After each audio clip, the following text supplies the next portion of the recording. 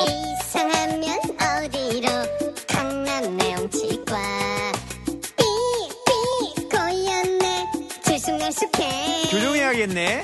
살았니 임플란트 좋아 좋아 친절하고 정직한 강남 내용치과 17년 한자리에서 당신의 치아를 지켜왔습니다. 가족 같은 마음으로 진료하겠습니다. 강남 내용치과는 별이 5개. 검색 엔진에서 강남 레용치과를 검색하세요. 검색 엔진은 뭐야? 그러니까 뭐 저 장우씨 배하고 저희 배하고 두 배 합치면 쌍봉낙타야.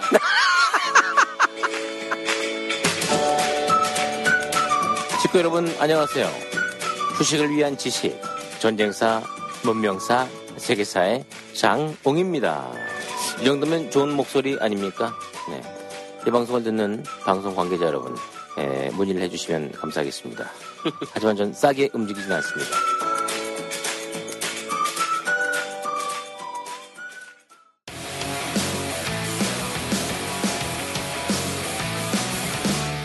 안원구의 뉴스 하청공장.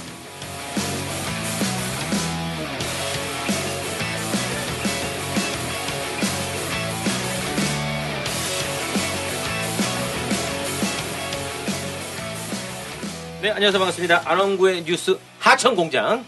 네, 액센트를 좀 줘봤습니다. 저는 개그맨 장웅이고요. 자, 오늘 또 멋진 모습으로 나타나신 우리 민 위원장님 인사 부탁드리겠습니다. 제 소개를 그렇게 하시면 제가 집행위원장 민경윤입니다. 네, 반갑습니다. 자, 그리고 예, 하청공장장 안원구입니다. 네, 반갑습니다. 우리 공장장님 밑에 있는 그 사측에서는 뭐 노조 이런 거 없죠? 지금 잘 해주시고 계시잖아요. 아니, 우리는 지금 노조 위원장들만 있어가지고 노조가 없습니다. 우리는. 저희 만들어 드릴까요? 아, 그러니까 이게 누구를 해야 되나? 위원장님을 어떻게 승격시켜 드릴까요? 뭐 위원장으로요? 네. 그럼 좀 어떻게 하라고? 다 위원장 한 거지 뭘?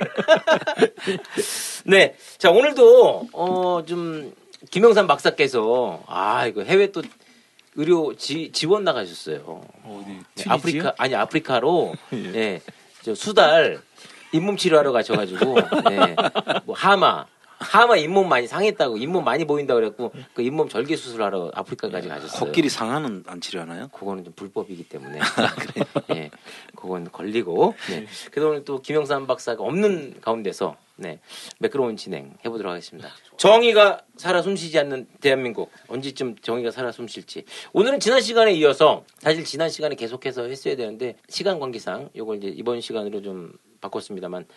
오늘은 그 제일모직과 삼성바이오로직스의 그 이재용 승계와의 연관성에 대해서 좀 디테일하게 낱낱이 파헤쳐 보도록 하죠. 그런데 지난 시간에 우리는 그 삼성 물산에 있던 엘리엇 헤지펀드 네, 그때 헤지펀드. 기억나시죠? 네네네. 그 펀드가 ISD 소송을 했는데 그 속에 뭐가 있었다? 삼성의 배경이 있을 수 있다는 의혹을 그렇죠. 시작으로 했잖아요. 네. 깜짝 놀랐습니다. 그때 그 얘기 듣고. 그랬습니까? 네. 그런데 지금 이제 오늘 또 그거에 관련된 이야기인데 결국은 삼성 승계가 있을 수밖에 없었다라는 것을 또 보여주는 사례가 또 있는데 네. 그게 이제 삼성 바이오로직스라는 분식회계 사건이 네. 있었던 거죠. 네. 그래서 오늘 그 삼성 바이오로직스 분식회계와 삼성의 승계 문제와 어떤 연관성이 있는지를 오늘 시간에 집중적으로 한번 좀 다뤄보려고 하는 것입니다. 네. 제가 알기로는 삼성바이오로직스가 일단 상패는 면했다. 뭐 거의 면하는 분위기다. 뭐 이렇게 흘러가고 있다고 알고 있거든요.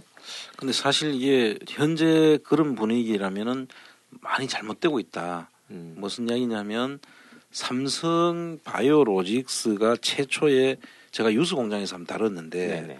삼성이 이제 이재용 씨가 승계를 받기 위해서는 네. 옛날에 이건희 씨가 그 이병철 씨로부터 승계를 받을 때 네. 반도체 신화를 가지고 승계를 받았잖아요. 그때 뭐 통상 많이 알려져 있기로는 이건희 씨가 이 반도체에 대해서 막 대단한 그 신사업 성장 동력으로 만들었다고 했는데 사실은 그 이병철 씨가 마지막에 돌아가시면서까지 반도체 꼭 해라고 네. 했던 사실이 있었거든요. 네. 그래 그거를 돌아가시고 난 다음에 그걸 전부 다 이건희 씨의 공로로 전부 치환해서 이건희 씨가 반도체 신화를 만든 사람이다. 네. 그래서 삼성그룹을 끌고 갈 회장으로서 이제 자리매김을 한 걸로 하고 그걸 계속 쭉 지금까지 울고 먹었잖아요. 네.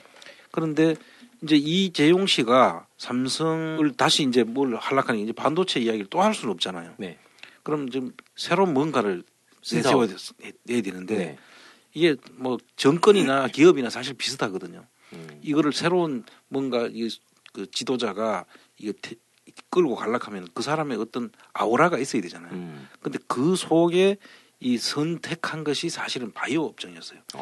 신성장 동력 사업으로 제약이 이게 제약은 한번 성공하고 나면 엄청난 그 성장 그게 동력이 생기잖아요. 생기죠. 네. 그러니까 그거를 삼성 입장에서는 이재용 씨의 그 아이템으로 그걸 만들려고 했고 그걸 가지고 사실 바이오 로직스라는 제약 회사가 만들어진 겁니다. 네. 근데 그걸 만들려고 할 때 사실은 삼성이 그 제약이 없었잖아요. 네네. 제약이 없는 상태에서 만들어 가지고 해야 되는데 그걸 당장 만들려고 하기 힘들었죠, 그 사람들이. 그래서 그때 시중에서는 어떤 이야기가 있었냐면 셀트리온이라고 들어보셨죠? 알죠. 주식 잘 아시잖아요. 네. 예? 왜 또, 아니, 증권회사 출신 계시더니 저를 갖고. 네. 특수전 주식. 오늘, 그게 거의 40만 원까지 찍다가, 오늘 얼마 끝났냐면 28만 원대로 끝났어요.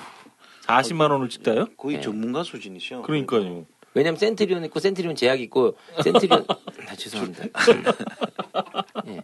그래서 이 셀트리온을 사실은 삼성이 그 사거나 자기들 그 삼성이 편입시키려고 네. 시도했던 그런 정황들이 좀 보여요. 그때 공매 얘기하면서. 그렇죠. 공매도 네. 이야기하면서 그때 이야기를 했었잖아요. 네네. 확실히 주식에 대해서는 매니저시네요, 매니저. 예. 그래서 그때 당시에 그 셀트리온을 하다가 셀트리온을 그 공매도를 매각하겠다고 하면서 이제 방어를 했잖아요. 네. 그러고 나서 만들어진 게 지금 삼성 바이오로직스인데 지금 이제 드러난 사실로 보면 지금 이 이야기를 제가 말씀드리려고 그 이야기를 한 건데 드러난 사실로 보면 이 제일모직이라는 회사의 소속이잖아요. 바이오로직스가 그렇죠. 자회사잖아요. 예. 근데 이 제일모직이 바이오 부문이 사실 없었거든요. 없었죠. 지금 근데 참여연대에서 지금 밝혀낸 내용을 보면 그 당시에 바이오 부문이 제일모직에 있었고 그 바이오 부문의 자산 가치가 3조였다라고 없는 걸 3조였다라고 평가를 해줬다는 지금 이야기가 새롭게 밝혀진 거예요. 그 당시 가치가 3조였다. 없는데 아무것도 없는데. 아무것도 없는데 네. 삼성 바이오 부문에 그 가치도 이야기할 수 있는 부문 자체가 없었는데 네. 그 바이오 부문이 있다고 해가 3조였다는 것을 그 당시에 이제 상장을 하려고 하면 이 평가를 미리 가지고 있다가 분리해서 바이오로직스를 만들었다 이렇게 돼야 되잖아요. 네네. 그래서 거기 3조라는 가치를 부여했고 그걸 그대로 받아들여 가지고 바이오로직스가 4조 8천억이 되는 걸로 만들어 가지고 계속 결손 나고 결손 나면은 미래 가치를 평가하기도 어렵잖아요. 그렇죠. 이익이 나야지 그걸 가지고 앞으로 이게 이렇게 잘 될 거라고 보는데 계속 투자만 하고 있고 뭐 제약 개발을 위해서 돈이 들어가는 게 엄청나게 많죠. R&D 비용들이. 그렇죠. 그런데 계속 그래서 결손만 계속 내는 기업을 상장을 할 수가 없도록 돼 있었거든요. 네. 그 당시에. 근데 그 당시에 그 규정을 바꿔가지고 아주 우연치 않게 맞아떨어지게. 그것만 당한 거예요. 그러니까. 삼성만. 네. 그러니까 결손이 계속 연달아 결손인 그 업체는 상장 자체가 불가능한데 결손이 나더라도 자산 규모가 얼마 이상이 되면 이거는 상장을 할 수 있다라는 삼성을 위한 느낌이란 걸 지울 수 없는 네. 그런 상태로 해가지고 이거를 상장을 시켜줍니다. 네. 저도 그 기억을 지울 수가 없어요. 상장 첫날 16만 원이었다니까요. 직접 그때 사신 거죠 그때? 아니 그게 아니라 제가 아침에 저도 이제 출근하면서 증권 방송을 좀 봐요. 왜냐하면 전에 뭐 다우지수가 어떻고 이제 돌아가는 걸 봐야 되니까. 아니 우리나라는 너무 영향을 많이 받으니까 미국 시장에. 거의 애널리스트 수준이야. 그런데 그날 뭐 애널들이 난리가 난 거예요. 오늘 뭐 삼성 바이오로직 상장하는 날인데 지금 뭐 이제 땅 시작하면 이게 얼마로 시작될 것 같다 막 그런데 아니 전 그때까지 이제 관심이 없었어요. 근데 삼성 바이오로직스 삼성에서 그래서 그때 보니까 그날 종가가 아무튼 16만 원인가 거래 엄청나게 터지고요. 그래도 그 16만 원인가 왜 기억하냐면 그리고 나서 이게 계속 우상향으로 가는데 얼마 며칠 안 지났는데 벌써 20만 원 돌파하고 난리가 난 거예요. 그래서 그때 고민을 했어요. 지금이라도 살까 말까 하다가 야 이건 너무 알고 보니까 뭐 신약이라기보다는 이제 바이오시밀러 복제약인데도 이 정도에 같이 야 삼성이란다 대단하다. 근데 결국 저는 안 샀거든요. 근데 이제 이게 막 50만 원 갈 때 후회했죠. 그때 샀어야 되는데 근데 이 터지고 나서 야 정말 안 사길 다행이다라는 생각을 했는데 아무튼 뭐 그랬습니다. 그래서 제가 정확히 기억하고 있습니다. 지금 시가총액은 얼마인지 혹시 기억하세요? 30조 되지 않나요? 제가 언제 한번 봤을 때 한 30조가 제가 되는 걸로 되어 있죠. 그 처음에 평가 금액은 4조 8천억이었고 네. 지금 현재 한 30조. 지금 삼성전자가 300조 시총이 그렇잖아요. 네. 그럼 한 10분의 1 정도 되는 엄청난 회사인 거죠. 네. 근데 이게 정말 이 내용이 만약에 이게 없는 내용을 이렇게 만들어 가지고 했고 아직도 아마 이익은 내가 못 내고 있는 걸로 듣고 있는데 네. 그러면 이익도 안 나는 회사를 이렇게 시총만 뻥튀겨 가지고 내용도 모르고 사람들이 지금 사고 있다는 거 아니겠어요? 그렇죠. 정말 이거 심각한 일이 벌어질 수 있는 거죠. 그 지금 상패나 뭐 이런 것이 아니라고 하는데 이게 지금 언론에 나오는 내용들이 사실이라면 이 내용 자체가 없는 허수가 지금 현실에서 지금 거래되고 있는 거예요. 네. 이거는 정말 큰일 나는 일이 벌어질 수 있는 거죠. 지금 현재가가 45만 9천 원이에요. 네. 와. 엄청난 거죠. 예. 그래서 이 부분들은 지금 뭐 상패가 안 될 것이라고 하시지만 이 회계 분식 회계뿐만 아니라 네. 상장 과정에서의 그 잘못된 그 상장 규정을 만들어주는 사람들이라든지 그 당시에 이 삼성 바이오로직스를 평가해준 삼성 KPMG, 그다음에 딜로이트 안진 회계법인, 또 증권사에서 그 보고서를 전부 다 만들어주는데 이게 하나같이 사실 숫자도 제대로 안 챙기고 틀린 숫자를 그대로 옮기기도 하고 막 했다는 거예요. 그러니까 이게 삼성이 구도를 짜면은 하나의 그냥 지침서가 돼가지고 그대로 이루어졌을 가능성이 매우 높은 것이거든요. 그게 이것이 만약에 밝혀진다면 상패 아니라 사실 어떤 대가를라도 치러야 되고 그래야 우리 경제 정리가 살아나는 거예요. 근데 지금 상패가 결정이 될 만한 결론에 이르지 못한 거 아닌가요? 지금 금융감독원으로 돌려보내가지고 지금 아직 결론이 안 난 거 아닙니까? 많은 증권사나 이제 방송이나 어떻게 얘기를 하냐면은 이제 거의 상패는 면했다라는 분위기죠. 거의. 그래서 이게 지금 그렇게 가면은 이 문제의 본질은 다 듣고 넘어가는 거죠. 네. 그 삼성의 그 계획대로 그 페이스가 그대로 흐름이 가는 것인데 결과적으로 제가 볼 때는 이걸 증권사 보고서를 그대로 그냥 조작해가지고 실사를 하게 되면 이 회계 평가를 하게 될 때는 좀 실사를 해야 되잖아요. 네네. 해야 되는데 그 증권사 보고서를 짜집게 해가지고 만들어가지고 그거를 토대로 만약에 했다는 것이 밝혀지면 허망한 일이 생긴 거죠 이게. 근데 저는 좀 전에 그 삼성 KPMG 회계법인 거기서 뭐 숫자를 또 잘못 표기했다라고 하셨는데 그걸 뭐 어떻게 잘못 표기한 거예요? 숫자 아니 이게 사실 이게 상장한 데서 숫자가 제일 중요한 거 아닌가요? 그 예를 들면 이런 거죠. 보고서를 인용할 때 이제 7조를 잘못 9조로 표기를 했는데 아니 원단위도 아니고 조를요? 그러니까요. 그래 이거를 숫자가 아이고야. 숫자라도 제대로 옮겨야 되는 거죠. 만약에 한다면 정밀하게. 그럼요. 그러니까 지금 숫자 자체도 7조가 9조는 말 그대로 좀 2조나 차이 나면 천문학적인 숫자가 차이가 나는 거잖아요. 근데 참 이게 이례적인 건데요. 네. 그 삼성 KPMG 이런데 회계법인하고 딜로이트 안진 회계법인 이런 데는 증권회사 보고서를 인용하지 않아요. 네? 증권회사에서 보통 그 사람들 걸 인용하지. 네. 이 완전히 이쪽은 회계 전문가고 평가 전문가들이잖아요. 그렇죠.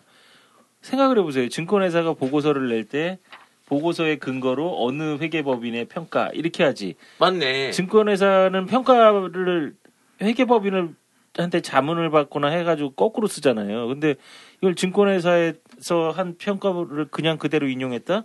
참 이례적인 거예요. 그래서 지금 참여연대에서는 이거 문제가 있다 이렇게 얘기하는 거고요. 사실 증권회사도 되게 웃긴 거죠. 증권회사에서도 사실은 이제 물론 이거를 인용한 회계법인도 문제겠지만 증권회사는 뭘 근거로 그렇게 했냐 이거죠. 그래서 사실 증권에서 투자 보고서를 좀 잘 안 믿는 경향들이 있어요, 투자자들이. 이런 경우가 있기 때문에 그런 겁니다, 이게. 근데 안 믿을 수밖에 없는 게요. 참, 전 그게 참 아직도 아이러니한 것 중에 하나가 뭐냐면, 예를 들어서 리포트가 나오잖아요. 뭐 삼성 바이오로직스다. 뭐 리포트를 썼는데 적정 주가는 뭐 80만 원이 맞다. 목표 주가 이렇게 나오잖아요. 그날 폭락해요. 떨어져. 어떻게 된 게. 아니 보고서가 나오는 날 더 치고 올라가야 되는데 거의 떨어져. 근데 그게 뭔 경우인지 모르겠어. 아니, 이미 반영됐다 뭐 이렇게 표현하잖아요. 아 그런 게 있었네요. 보면 저는 이제 제가 다닐 때 그런 일이 있었는데요. 네. 증권회사 보고서는 일반인들을 투자 목적으로 만들어지는 게 아니에요. 그러니까 증권회사 보고서들은 법인, 그러니까 기관 투자가들한테 세일 목적으로, 주식 세일 목적으로 만들어지는 거거든요. 근데 이제 아마 그 보고서를 보셨다는 거는 그 타이밍이 지난 다음에 보셨을 가능성도. 아니 아침마다 나와요. 어디 증권사에서 리포트 냈습니다. 아 그래요? 네. 그럼에도 불구하고 뭐 골드만삭스에서 뭐 예를 들어서 뭐 SK 하이닉스 주가는 뭐 12만 원이 적정하다라는 보고서를 냈습니다. 그러면 지금 7만 원이면 그날 막 올라가야 되잖아. 그럼 올라가는 척하다가 푹 떨어져 되려. 근데 걔들이 그래서 무슨 생각을 걔네들은 하냐면 네. 이걸 해서 공매를 하기 위해서 일부러 이런 보고서를 내서 지네들이 떨어뜨리고 나서 매집을 하는 게 아니라 이런 말들이 또 많이 하거든요. 지금 제가 왜 그런 말씀을 드렸냐면요. 증권회사에서 삼성 바이오로직스와 관련해 가지고 보고서를 썼다는 얘기는요. 이거를 삼성 바이오로직스에 대한 바이오로직스 주식을 기관 투자가들한테 매각할 목적으로 만든 거예요. 그러면 여기는 굉장히 사실 근거 없이 지금 부풀렸다는 거 아닙니까? 참여연대 얘기로는. 그렇죠. 근데 이건 삼성 바이오로직스만의 문제는 아니에요. 딴 데도 다 그래요. 그래서 사실 리서치 센터에서 그 근무하는 직원들은 주식을 못 사게 하죠. 네. 근데 사죠.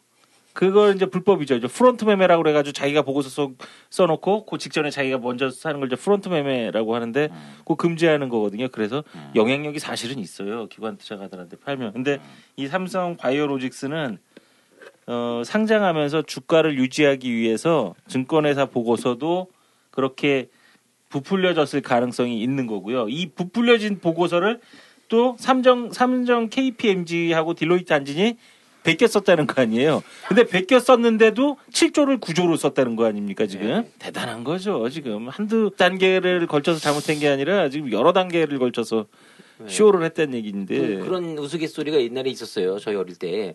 선생님이 문제를 냅니다. 야, 생각하는 사람, 작품 이름 뭐냐. 앞에 공부 잘하는 놈이 로댕 썼어요. 뒤에 놈이 베껴 썼어, 오댕. 그 뒤에 놈이 베껴 썼어, 덴푸라. 그러니까 이게 베꼈어도 어떻게 7조를 9조로 베꼈어. 7이니까 9로 베껴 쓴 것 같아요. 7이니까 9. 아, 그렇구나. 예.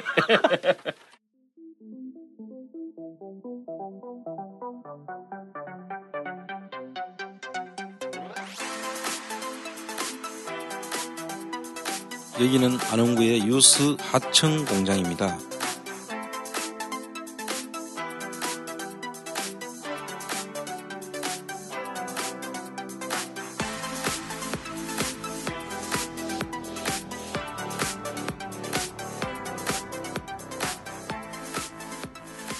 사실 지난 시간에도 잠깐 또 언급이 됐었습니다만은 엘리엇 헤지펀드 그리고 삼성 이재용과 이제 ISD 소송 그리고 또 이제 박근혜 대통령의 이 지금 문제 이게 다 좀 개연성이 더 있다고 보거든요. 다 연관성이 있죠. 예. 결과적으로 실제로 이제 이 내용을 보면 이런 한마디로 정리를 한번 하자면 이런 네. 거죠. 삼성이 승계를 위해서 당시 박근혜 대통령한테 요청을 했고 그 대가로 승마지원과 최순실 딸의 그 네. 승마지원과 정유라. K와 미르 재단에다가 돈을 냈다. 음. 그래서 그 3자 뇌물에 해당된다. 이런 가정이 있었던 거죠. 그렇죠. 그런데 당시에 정영식 판사가 삼성이 뇌물을 공여했다. 이재용 씨가 박근혜한테 뇌물을 공여를 했다. 그렇게 되면 이제 뇌물 공여자가 되잖아요. 그렇죠. 그래서 이제 구속이 더 돼야 되고 감옥으로 다시 돌아가야 되는. 지금은 이제 풀려 나와 있지만 그 문제가 제기됐기 때문에 그것을 지금 아니다라는 걸 유지하기 위해서 아까 이야기했던 ISD 소송도 뒤에서 이제 부추겼어. 부추겼을 가능성까지 우리가 지난 시간에 이야기했었던 거고 이제 오늘은 이제 삼성 바이오로직스는 직접적으로 이게 제일모직하고 삼성물산을 합병할 때 제일모직에 소속되어 있는 바이오로직스가 가치를 높여놔야만 삼성물산을 쉽게 합병을 할 수 있잖아요. 네. 1대 0.3으로 할 거냐, 네. 0.3대 1로 할 거냐, 거꾸로 이 두 반대로 합병을 할 수 있도록 해준 거죠. 네. 그거 하는 과정에서 가치가 없는 바이오로직스를 뻥튀기 했고 그 과정에서 이게 주식 시장에 이제 상장을 하다 보니까 이 개미들이 그걸 모르고 지금 전부 다 지금 30조라는 돈이 지금 거기에 묶여 있는 거죠. 네. 시총으로 보면. 그러니까 우리 국민들이 돈을 그 가치도 없는 주식에 그만큼 가도록 하면서 티가 가지고 승계 작업을 이루는데 박근혜가 도와줬다는 거죠, 결과적으로. 그런데 아니다. 자기들은 전혀 그게 문제가 없이 정상적으로 이루어진 거다라고 지금 주장하고 나는 감옥 가기 싫어. 지금 이런 거예요. 지금 이재용 씨 입장에서는.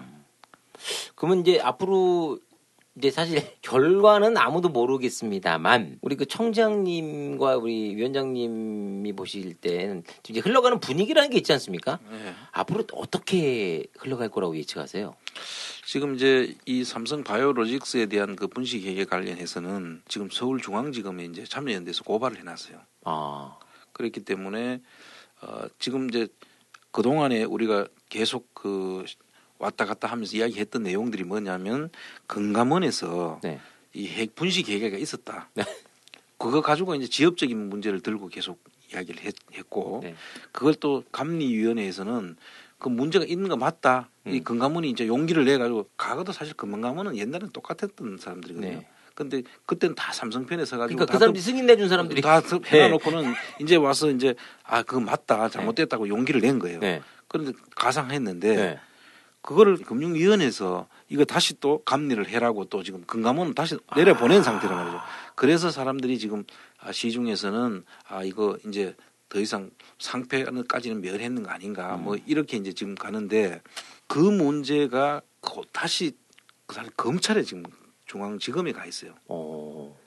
지금 이건 금융감독기관에서 검토를 하고 있던 단계였고 네. 지금은 참여연대가 고발한 근거가 뭐냐면 아예 바이오 부문이 없던 제일모직을 3조라는 그걸로 했다는 사실이 이제 밝혀지다 보니까 그걸 중앙지검에다 고발을 한 거예요.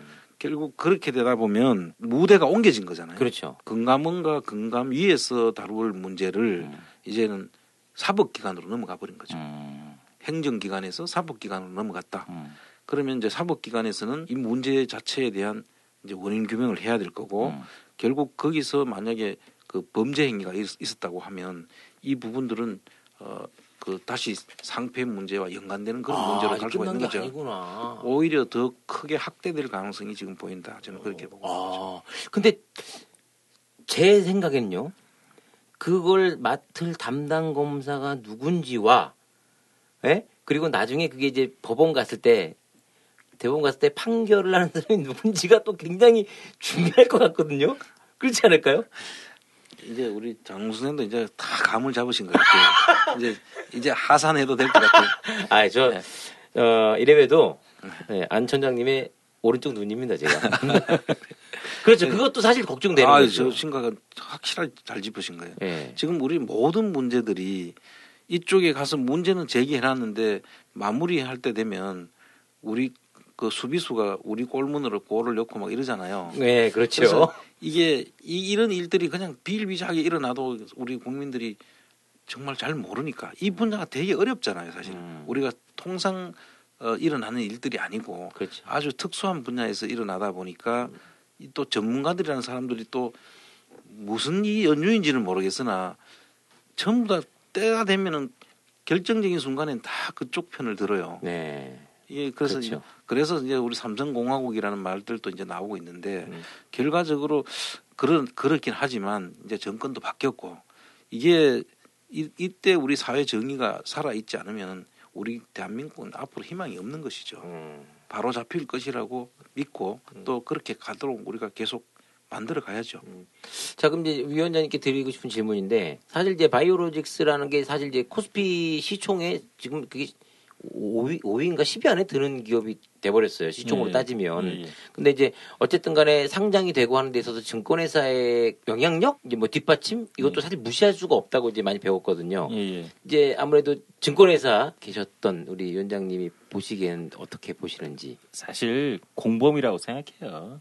삼성 바이오로직스만의 문제는 아니고요. 네. 이 증권의 금융 회사들이 전반적으로 사실은 삼성과 공범이었다고 저는 생각을 하고 있고요. 그 이유가 뭐 전 시간에도 저희가 뭐 좀 해봤는데 이 보고서를 만드는 과정, 그 다음에 상장시키는 과정, 이게 어느 한 사람이 딱 주도해서 간 게 아니라는 거죠. 삼성 바이오로직스 상장할 수 있게끔 규정 바꿔주고 금융위에서 의결해주고 그 다음에 보고서에 좀 과장되게 보고서 쓰고 회계법인들은 과장된 보고서 인용하고 저기 체면 다 무시하고 자기네들이 인용하고 그 다음에 기관 투자가들은 그 보고서에 맞춰서 물량 편입하고 왜냐하면 시총이 5위면은 기본적으로 물량을 편입하지 않으면 펀드 수익률을 맞출 수가 없어요. 포트폴리오를 구성할 수가 없거든요. 아니면 깨져버리니까. 근데 그러면 거기에 맞춰가지고 펀드 매니저들이 이거 몰랐을까요? 다 알았거든요. 아니 적자가 몇 년씩 난 그 똑똑하신 펀드 매니저들이 몰랐을까요? 얼마나 예리하게 지적하는데요. 그 단기 순이익하고 이런 것들을 특별히 이익 난 것까지 막 조목조목 따져서 투자하는 분들이 펀드 매니저들인데 몰랐을까요? 다 알았다는 얘기죠. 그러면 사실 삼성 바이오로직스 사건은 다 공범이라고 저는 생각할 수밖에 없는 거고, 전 사실 뭐 상패냐 아니냐의 문제를 제가 함부로 거론하는 건 좀 웃기지만 좀 규정대로 좀 처리해줬으면 좋겠습니다. 그게 상패면 규정에 어긋나면 상패하면 되는 거고, 그 규정에 그게 아니면 상패 안 하면 되는 건데 미리 막 예단해가지고 막 요리 졸리 지금 금융위하고 금감원이 서로 이렇게 이 문제를 다시 감리하라 막 이렇게 그 하는 거에 대해서 저는 쉬웁게 표현하고 싶어요. 책임지기 싫으니까 수건 돌리게 하는 거잖아요. 마지막에 장놈 죽으라는 거 아니에요. 결국 술래네요. 예, 그렇죠. 전 네. 그렇게밖에 생각할 수 없어요. 그러니까 청장님 말씀 맞다나 정의롭게 좀 해줬으면 좋겠고요. 하다못해 여기서 정의롭지 못한 건 진짜 검찰에서라도 정의롭게 좀 판단해줬으면 좋겠습니다. 저는. 우리 바둑에 보면은 대마불사 뭐 이런 말이 있어요. 근데 우리 사회에서 대마는 삼성이에요 보니까. 그래서 삼성은 옛날에 뭐 제왕은 무치다 뭐 이런 말도 있잖아요. 삼성은 제왕이고 대마고 그래요. 쉽지 않네요. 삼성의 이야기는 법 위에 있고 지금 모든 사회에서 그 기준에 벗어나 있어요. 법망 밖에 있다는 거죠. 그래서 참 이 의회 보면 너무 이제 참 우리가 자괴감이 드는데 이런 일들이 버젓이 일어나고 있는데 우리 사실 그래서 잘못하다 보면 우리 삼성을 자꾸 이제 기업의 삼성과 이시 집안과는 사실 구분이 돼야 되는데 그렇죠. 우리 삼성 그러니까 자꾸 왜 우리나라 기업 멀쩡한 기업 삼성을 세계에서도 그 알아주는 그런 삼성을 가지고 자꾸 왜 그렇게 문제 삼냐는 사람이 있는데 사실 그렇죠. 삼성 기업을 이야기하는 게 아니잖아요. 이 모든 것들은 사실 세금 안 내고 승계를 해서 돈들을 가지고 싶어하는 이시 일가들이 그렇게 하려고 하는 과정에서 이게 벌어진 일들이기 때문에 우리가 이제 삼성이라고 하면 그 이재용으로 치안해서 들으면 되는 것이고 네네. 삼성을 자체를 우리가 문제 삼는 건 아니잖아요. 그렇죠. 그리고 이런 것들이 모든 분야에서 많이 일어나거든요. 그 한 분야가 아니라니까. 우리 국민들이 진짜 한번 생각을 해봐야 될 문제예요. 네. 그냥 어떤 한 특정한 분야에서 일어난다 하면 그 분야만 우리가 바로 잡으면 되는데 모든 분야에서 다 통용되는 아까 이야기한 삼성 불패, 대마 불사 이게 그 신화가 아직도 그대로 존재하고 있다는 게 정말 너무나 후진적인 구조라는 거죠, 우리가. 아니 현역에 계실 때 삼성 디테일하게 좀 세무조사 좀 하지 그러셨어요. 근데 이제 기준에 의해 가지고 정해진 시간에 하게 돼 있잖아요. 그것도 네. 뭐 아무 때나 뭐 수시로 내가 해보고 싶다고 할 수 없는 일이고 참 그 그렇군요. 조직 논리가 있죠. 그렇네요. 그러니까 지금은 이제 좀 자유로우니까 내가 떠들 수도 있고 한 거지만 내가 그 조직에 속하게 되면 또 뭐 이렇게 떠들지도 못하는 거죠. 알겠습니다. 자, 이게 앞으로 대한민국이 더 발전하고 진짜 그 우리가 뭐 우리끼리 자유하는 말이었지만 개발도상국. 예. 참 근데 앞으로 진짜 선진국이 되기 위해서는 이런 것부터 진짜 좀 바뀌고 이게 해결해 나가면 어느새 우린 선진국이 돼 있지 않을까라는 생각을 해봅니다.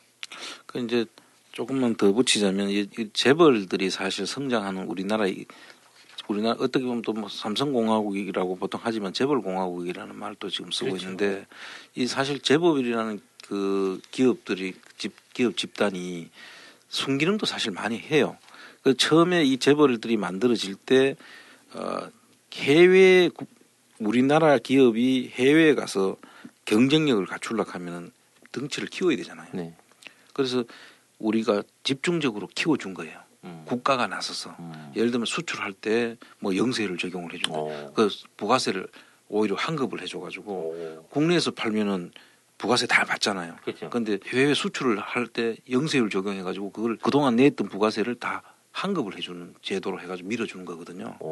그리고 뭐 감면 수출 감면하면 감면도 많이 세금도 감면도 많이 제도를 했고 이러한 그다음 또 국산품 애용 그래가지고 우리 국민들이 또 다 얼마나 애국심이 강합니까? 그래서 우리나라 기업들 뭐 만든 물건들은 질이 좀 나빠도 우리 다 사주고 그랬잖아요. 네네. 사쓰고 그렇죠. 그런 속에서 성장을 한 거잖아요.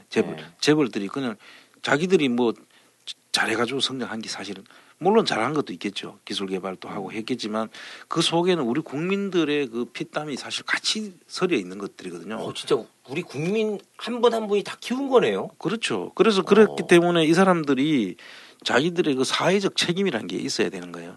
이게 자기들만 잘해서 된 것이 아니다는 거지. 국가와 우리 국민들이 모두가 일체가 돼 한 몸이 돼서 밀어주고 그 물건도 사쓰고 또 그 속에 일하는 노동자들 다 우리 국민들이었잖아요. 그렇죠.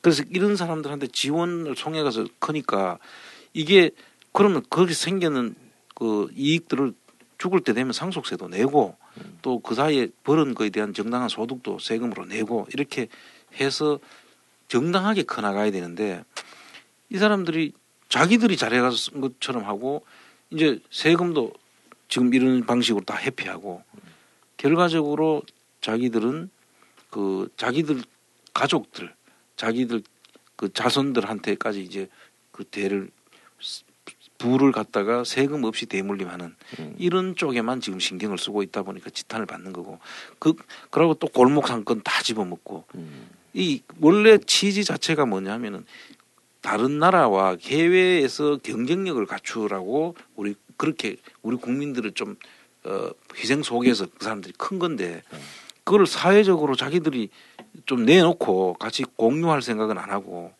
전부 다 오히려 그 영세한 중소기업들을 기술이나 그 탈취하고 뭐 이런 식으로 간다면 우리 국민들한테 얼마나 우리 국민들이 붕괴를 할 수밖에 없겠어요. 그렇죠. 그래서 이런 부분들에 대해서는 진짜 이제는 많이 바뀌어야 된다.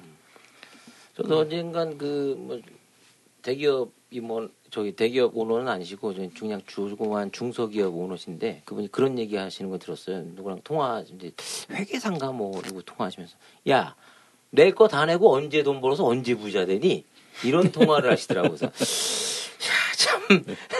참 그분이 어느 정도 많이 버신 분이거든요. 존경스러운 게 아니라 참 쓰레기처럼 보이더라고요. 그래서 야, 저런 사람들이 문제구나. 근데 오죽하겠습니까 그런 대기업. 근데 본보기를 보여야 될. 어떻게 보면 기업의 어른인데. 네. 너무 좋은 말씀 감사합니다. 정님. 새삼스럽게. 아닙니다. 갑자기 진지해지시고. 아닙니다. 뭐 오늘 저 가슴에 새기고 대마 불출.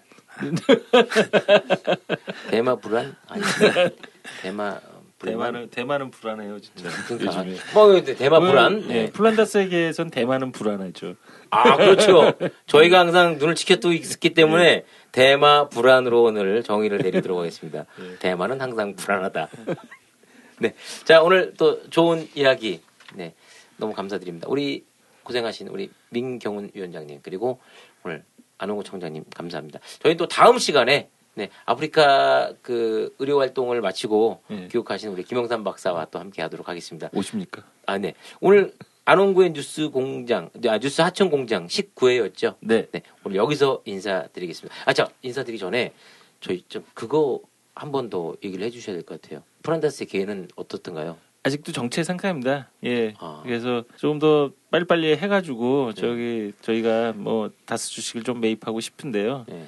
참 이 와중에서 넣어주시는 분도 있어요. 또 예, 넣어주시는 분도 있는데요.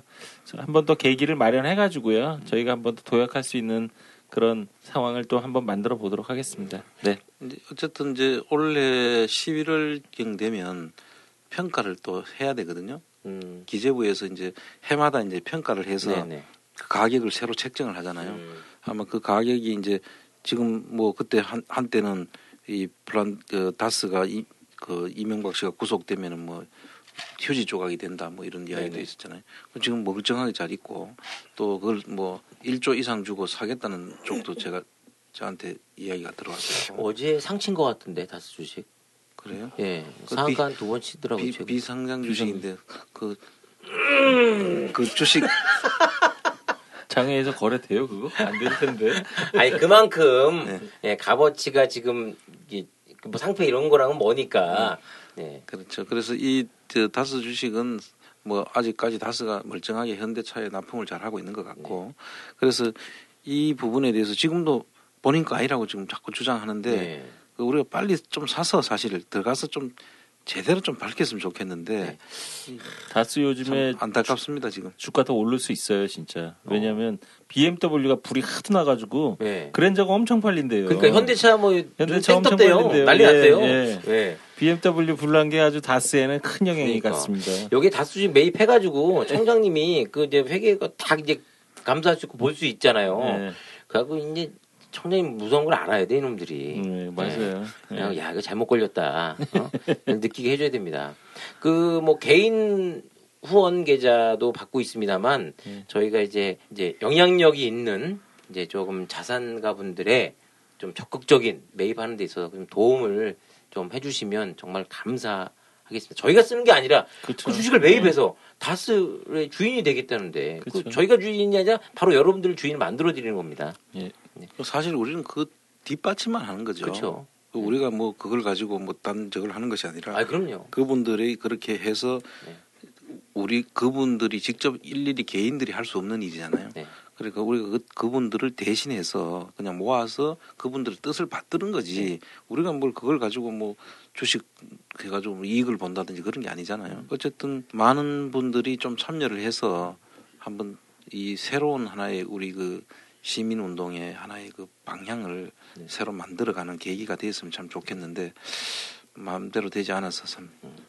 그 냄비 근성이 있는 대한민국 국민이라는 말이 아니라 야 열정적이고 정말 결코 잊지 않고 기억하고 있는 대한민국 국민이라는 모습을 좀 보여주시고 아직 끝난 게 아니거든요. 아직도 멀었습니다. 끝내려면 이게 올바르게 끝내려면 멀었기 때문에 관심을 더 가져주시고 그리고 제가 요즘 이제 게시판이라든가 좀 보면 좀 안타까운 게 초창기 때 저희 방송 처음에 만들고 시작할 때 많은 분들이 응원의 메시지 그리고 진짜 한 푼 두 푼 힘들게 번 돈 중에서도 막 진짜 1,000원 이게 후원도 해주시고 그런 분들 너무나 다 감사한데 요즘 좀 많이 뜸해지신 것 같아요. 제 방송을 좀 듣는 분들도 그렇고 그래서 여러분들 이 방송을 듣고 정말 도움이 되고 정말 고맙다.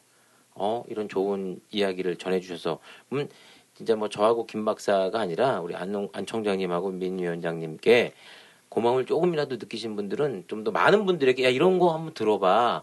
이 방송 너무 좋아해서 좀 많이 알려주시고 관심을 좀 가져주셨으면 고맙겠습니다. 네, 오늘 두 분께 다시 한번 감사드리고요. 오늘 여기서 인사드리겠습니다. 감사합니다.